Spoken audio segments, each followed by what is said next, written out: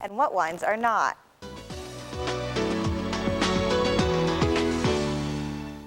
The judging starts with the facilitator filling glasses with 6 different wines.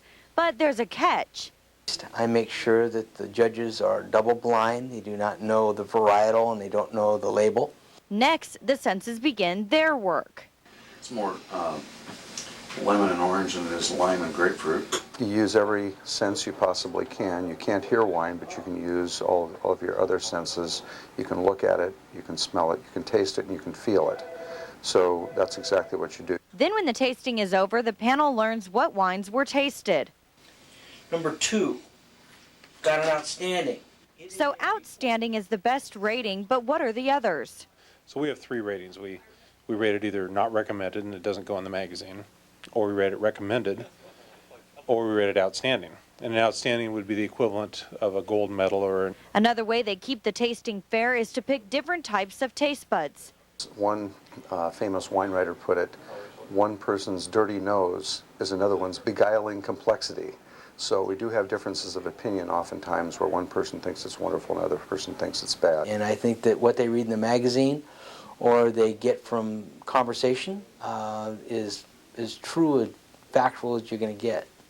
Some specific things the judges are looking for when tasting are clarity, texture, fruit sense, and of course, the flavor.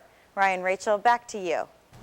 Well, Adam's now in with sports, and what's the deal? Usually you get varsity teams, varsity basketball team highlights, and teams that are doing pretty good, but it's not the case tonight? Yeah, we want to be a little bit different than everybody else and get a freshman team that hasn't won a game. We're going to tell you their story coming up next in sports. Also, a huge upset in high school wrestling, something that hasn't happened in 14 years.